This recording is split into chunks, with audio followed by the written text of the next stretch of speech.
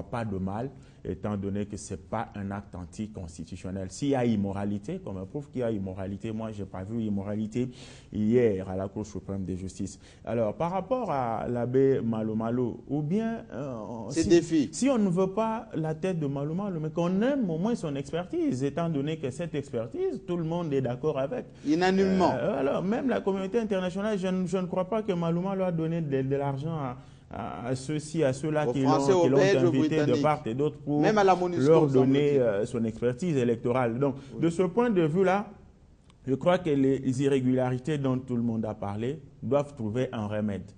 Et trouver un remède, c'est avec de l'expertise. Et Malo Malo en est une. Je ne voudrais pas ici revenir sur ce qui est connu. J'en ai parlé longuement dans l'émission passée par rapport au contenu du droit canon. Je l'ai dit, un droit qui date du IVe siècle, qui n'a jamais été révisé, un droit canon qui a vu M. l'abbé Fulbert Youlou être président de la République du Congo, qui a vu le cardinal Laurent Monsengo être à la tête de la CNS, et les cas sont légion, j'en passe, du conseil de la transition. De la transition. Oui. Et donc, la Cinco, ça je l'ai dit à l'intention de tous, il ne faut pas que l'on pense que la Cinco est au-dessus de l'Église catholique. Et du droit canon. Non. Et encore que la Cinco ne figure nulle part dans le droit canon. Je l'ai dit la dernière fois, j'ai lancé un défi aux canonistes de l'Église catholique. Si je suis en dehors, ils peuvent même, avec votre permission, envoyer... Les colonnes sont ouvertes. Ici. Donc, c'est très clair. Et donc, la Cinco a ce qu'on appelle en droit international la force de recommandation. Elle fait des recommandations. C'est comme l'Assemblée générale des Nations Unies. Voilà, aux recommandations elle fait des recommandations aux évêques. Les derniers mots, comme on l'a dit ici, reviennent aux évêques. Et les évêques, en droit canon, on les appelle les supérieurs majeurs. C'est à ceux-là, et Daniel Safou ne me contredira pas. C'est pas pour rien qu'on nous appelons dans l'Église catholique les évêques, ce n'est pas pour rien qu'on les appelle les princes de l'Église. Je vais surprendre plus d'un ici. Un évêque, au regard du pouvoir discrétionnaire que l'Église lui a donné, peut prendre Mike Moukeba aujourd'hui, marié de son état, faire de lui prêtre. C'est ça c'est ça qui fait que l'évêque soit appelé prince de l'Église. Donc, la contestation de M. l'abbé Malo Malo à la tête de la CENI, je l'attends de manière explicite de son supérieur majeur. De ce point de vue-là, il n'y a pas de balance. Alors, par rapport au défi, absolument. Par rapport au défi, je crois savoir qu'il n'y a pas eu précipitation dans la mise sur pied de la CENI. Étant donné que ce qui a été fait, si ça ne l'a pas été, donc on dirait qu'il y a une intention manifeste de retarder les choses, étant donné que nous tous avions eu le temps, ex-cathédra, devant nos téléspectateurs, de décrier le fait que le processus électoral n'avance pas. Alors maintenant qu'il y a eu un nouveau vent, étant donné qu'on savait que les députés provinciaux, les gouverneurs, les sénateurs, et Daniel Safou a ajouté la liste qui a manqué depuis les élections de 2006. Ces gens ne peuvent pas être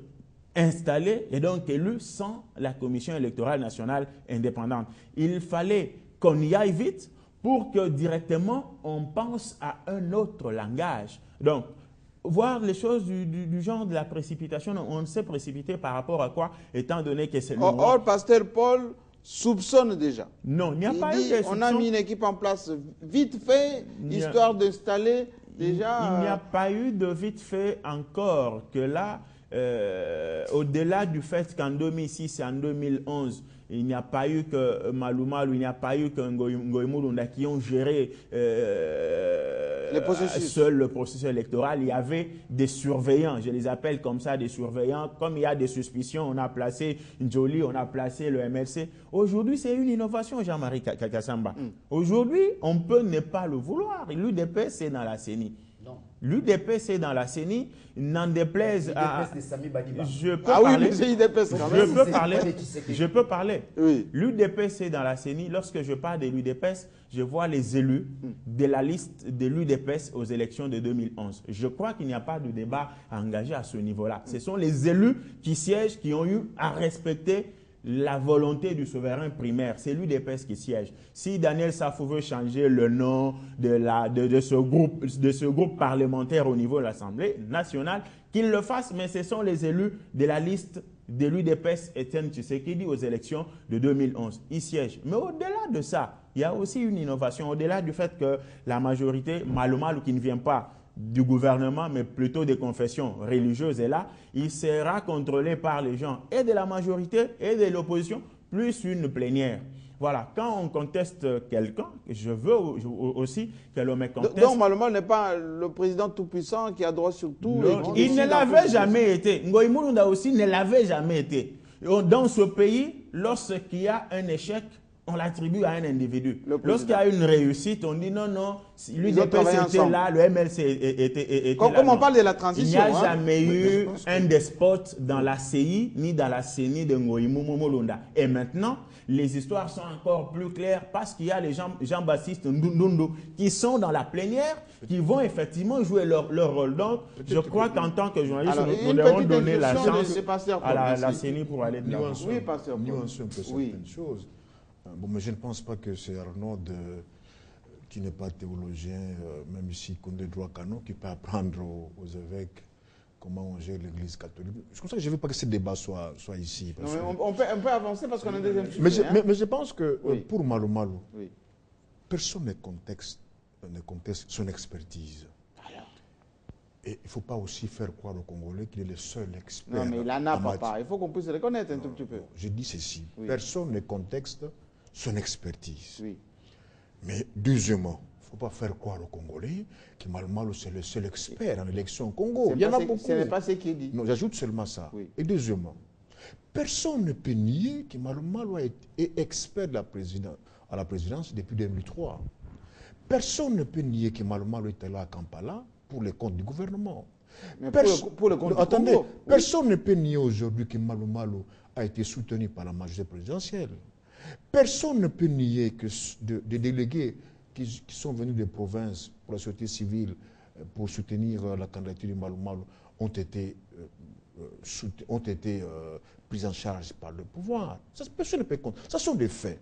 Mais est-ce que cela ça fait de lui moins congolais que les autres? Ce n'est pas parce qu'il y a l'UDPS à l'intérieur que forcément tout se passera bien.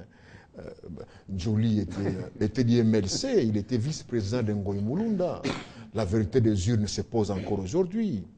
J'ajouterai encore une chose. Malumalu a été défenestré par la majorité en 2006. Il n'a pas fini son mandat. Malumalu a été presque chassé. Moi, je l'ai reçu dans une émission interview où il m'a fait des aveux. Il dit, je ne rentrerai plus à la CENI.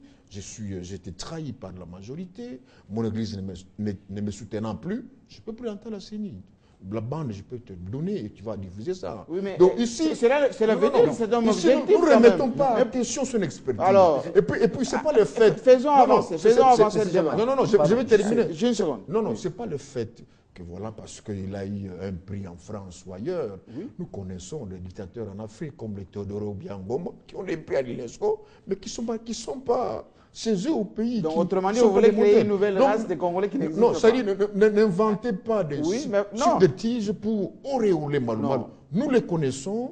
Personne ne nous a parlé ce que Malumalu est. Il est ce qu'il est. Il ne changera pas. Il est bon, il n'est pas bon. Il est de la majorité.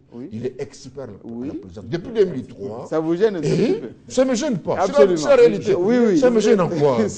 Non, ne dites pas ça. Ça me gêne en quoi? C'est un fait. Si, mais je sens que ça vous gêne un peu. Je voulais relever un point aussi important. Très rapidement. Loin de contredire mon frère. Oui. Les points importants, je crois que ceci intéresserait aussi les téléspectateurs qui nous suivent.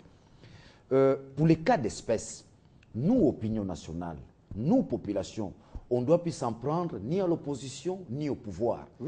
Ici, il y a eu la main noire du pouvoir, ou ici, il y a eu instrumentalisation. Mais moi, je crois qu'à l'heure actuelle, c'est bien que la population congolaise le sache, que Malumalu est l'émanation, n'est-ce pas, des églises. Des confessions religieuses. Des confessions religieuses. Alors, dans les cas avec la population chaque jour. Nous, la population, s'il faut, n'est-ce pas, se rebeller à cette institution, non, on doit se rebeller à nos églises.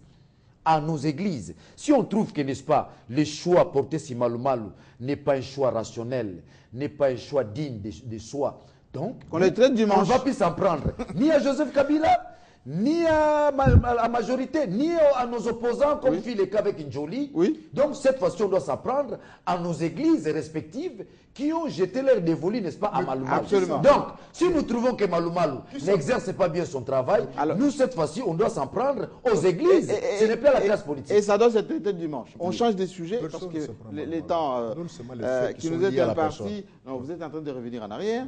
Voyons maintenant ce qui se passe à Kampala, parce que François Mamba, qui est très officiellement le coordonnateur du suivi de l'accord d'Addis Abeba, mais qui est aussi faisant partie de la délégation congolaise à Kampala, l'a dit à la sortie de l'audience de chez Obé Minako, il n'est pas question, quand on va repartir à Kampala, de céder sur quoi que ce soit des souverains. On ne touchera pas à la Constitution, on ne touchera pas, il n'y aura pas d'amnistie, etc., etc. Et la même décision a été prise aujourd'hui, en fait, déclamée par les chefs d'État qui sont réunis à Mozambique, dans le cadre de la SADC.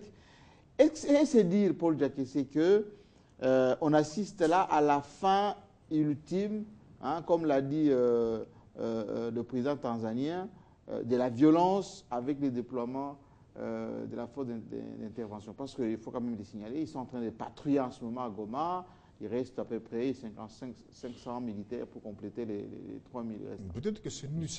Peut-être c'est nous. Comment? D'ici mi-juillet. Mi-juillet, oui. Mais ils sont au-delà des 1000 déjà. Mi-juillet, c'est l'effectif. Absolument. Peut-être que Jean-Marie soyons prudents. Vu de Kinshasa, la brigade nous donne confiance.